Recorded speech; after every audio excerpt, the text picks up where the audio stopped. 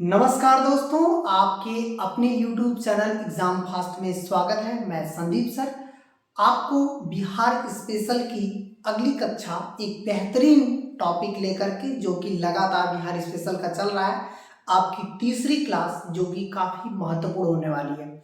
इस क्लास से हम लोग काफ़ी नॉलेज इंप्रूव करेंगे, चाहे वो बिहार शिक्षक हो, बिहार एसआई हो या बिहार पुलिस हो। इसमें सब में हम बेहतर कर सकते हैं, या बीपीएससी आगामी हम एग्जाम जो देने जा रहे हैं उसकी भी बात हम लोग इसके अंतर्गत करेंगे। तो चलिए हम लोग आते हैं यहाँ पर। देखिएगा, बिहार स्पेशल का जो एपिसोड चल रहा है, शेरशाह सूरी का मकबरा कहाँ पे है। इसका मतलब है कि शेरशाह सूरी मरने के बाद कहाँ दफनाया गया था। सासाराम में, दिल्ली में, कलिंजर में और सोनारगांव में। तो याद रखिएगा, शेरशाह की मृत्यु जो होती है वो कलिंजर की जो है किले का घेराबंदी किया था। कलिंजर का घेरा लगभग 4 महीने तक किया रहा, और उसी समय उसी की एक अग्नि शस्त्र द्वारा उसकी मृत्यु हो गई। उसी के बारूद से विस्फोट हुआ, उसकी मृत्यु हुई, और उसे ला करके कहाँ दफनाया गया, बिहार के सासाराम में उसके दफनाया गया। इसका मतलब है कि जो शेरशाह सूरी का मकबरा है वो कहाँ पे है, बिहार के सासाराम में। शेरशाह सूरी एक ऐसा व्यक्ति था जिसने, आप देखेंगे कि पाटलिपुत्र को जो है, जो पाटलिपुत्र शहर था, इसे पटना बनाया था। पटना शेरशाह सूरी ने ही बनाया था।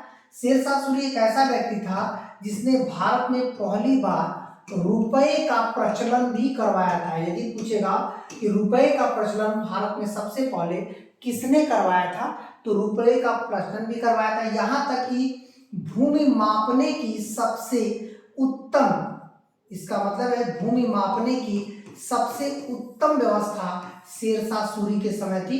तो ये बातें, और शेरशाह 2 प्रमुख युद्ध लड़ा था जो कि काफी चर्चा में रहता है।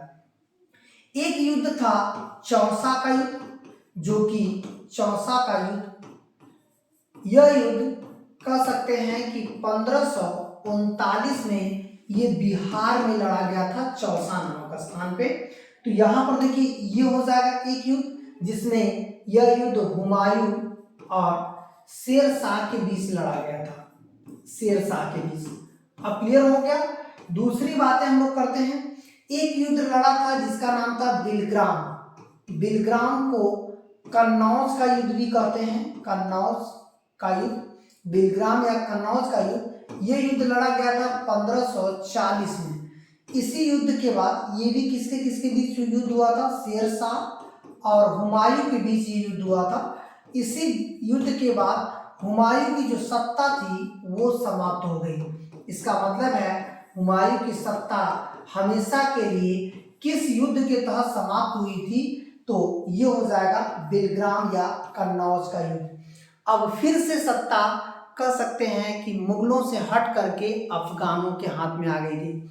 इसका मतलब है कि बाबर के हाथ से यदि देखा जाए, तो यदि एक बार बाबर के हाथ में मुगलों की सत्ता जब यहाँ पर अधिकार कर लिया था, तो मुगल के बाद, हुमायूं के बाद फिर से अफगानों ने सत्ता स्थापित किया था। लेकिन ये सत्ता अधिक दिनों तक नहीं रहा। लगभग हम लोग देखें तो 1555 में मच्छीवाड़ा का युद्ध और सरहिंद का युद्ध, 2 युद्ध ने हुमायूं को फिर से दिल्ली की गद्दी पर बैठा दिया। तो ये बातें आपको एकदम क्लियर होनी चाहिए। कॉन्सेप्ट यदि आप जिस तरह से मैंने बना रखा है उस तरह से बस आप लेक्चर सुनते जाइए और कॉन्सेप्ट समझते जाइए, आप क्वेश्चन ज़्यादा से ज़्यादा सही कर ले जाओगे। ठीक है, तो चलिए हम लोग अगले क्वेश्चन की तरफ बढ़ते हैं। अगला क्वेश्चन हो जाएगा कि बिहार का उल्लेख सर्वप्रथम किस ग्रंथ में मिलता है। हमारा जो प्राचीन ग्रंथ है उसमें पहला किस ग्रंथ में बिहार का उल्लेख मिलता है। अब देखिए, इसका मतलब यजुर्वेद में, अथर्ववेद में, सामवेद में, शतपथ ब्राह्मण में। तो बिहार का उल्लेख अथर्ववेद में सबसे पहले मिलता है। ये देखिएगा, अथर्ववेद में सबसे पहले, यहीं से बिहार शब्द का बात कही गई थी। ठीक है, तो चलिए हम लोग और आगे बढ़ते हैं अगले क्वेश्चन की तरफ। अगला क्वेश्चन हो जाएगा आपका कि हाल ही में किस राज्य सरकार ने बाल मित्र कार्ड जो है लॉन्च किया था। बाल मित्र कार्ड किस लिए है, ताकि एक तो बालकों को बाल श्रम से या बालक श्रम से, बालकों को श्रम से बचाना था और दूसरा जो बातें हम लोग करते हैं कि बालकों का जो तस्करी हो रहा था, बालक का तस्करी, इसका मतलब है उस पर रोक लगाना, छोटे बच्चों की तस्करी पर रोक लगाना, इसलिए बाल श्रम या बाल मित्र कार्ड जो है जारी किया गया था। ये किस राज्य सरकार द्वारा जारी किया गया? तो इसका सही आंसर क्या हो जाएगा? बिहार राज्य सरकार द्वारा इस तरह के श्रम जो है बाल श्रम कार्ड जारी किए गए थे। ठीक है, चलिए और आगे बढ़ते हैं। अगला क्वेश्चन हो जाएगा, अगला क्वेश्चन हो जाएगा आपका कि बिहार राज्य सरकार या बिहार राज्य का सबसे गर्म, यहाँ पर देखिए गर्म जल स्रोत की बात कर रहा है कि कहाँ पर स्थित है? गया में, नालंदा में, मुंगेर में, नवादा में। तो इसका सही आंसर क्या हो जाएगा? नालंदा में बिहार में गर्म जल का स्रोत जो है आपको देखने को मिलेगा। चलिए और आगे बढ़ते हैं। अगला हो जाएगा पॉइंट कि बिहार से होकर गुजरने वाली कौन सी राष्ट्रीय राजमार्ग, इसका मतलब है कौन सी राष्ट्रीय राजमार्ग की लंबाई सबसे ज्यादा है? यहाँ पर देखिए सबसे अधिक राष्ट्रीय राजमार्ग की लंबाई या सबसे जो है दूरी जिसकी सबसे ज्यादा हो, कौन सा राजमार्ग है? जो है NH 31 है, 35 है, 52 है या 85 है? तो ये नेशनल हाईवे 31 बिहार का सबसे लंबा राष्ट्रीय राजमार्ग है। ठीक है, आगे बढ़ते हैं अगला पॉइंट की तरफ। अगला पॉइंट हमारा हो जाएगा सप्तकर्णी गुफा कहाँ पे है? तो याद रखना है कि जो सप्तकर्णी गुफा था वो मूलतः आजीवकों के लिए था, आजीवक संप्रदाय के लोगों के लिए। और इस गुफा का निर्माण कौन कराया था? अशोक ने कराया था। तो चलिए ये कहां पर है? ये था राजगीर में, किसका मतलब सांची, नालंदा, राजगीर, पावापुरी। तो ये हो जाएगा राजगीर में। ठीक है, अब आते हैं अगले पॉइंट में, देखते हैं अगला क्वेश्चन। अगला क्वेश्चन आपका हो जाएगा कि 16 महाजनपद के युग में वैशाली, जो वैशाली महाजनपद थी उसकी राजधानी क्या थी?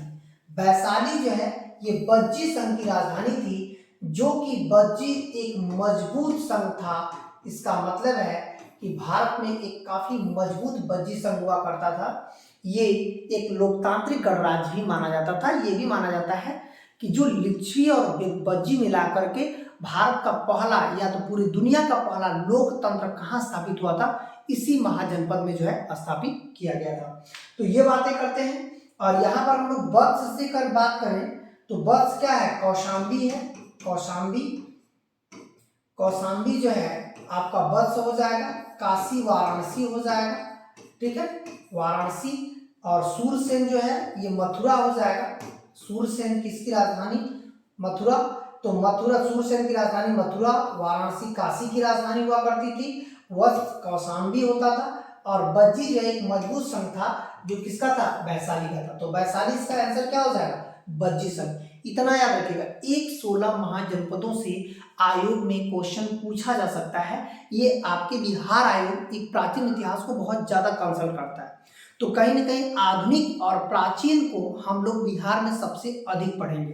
ठीक है, एक ऐसा कॉन्सेप्ट होना चाहिए जिससे वहां की परीक्षाओं में चाहे जैसे भी एग्जाम आए आराम से आप निकाल सकते हो। चलिए हम लोग और आगे बढ़ते हैं।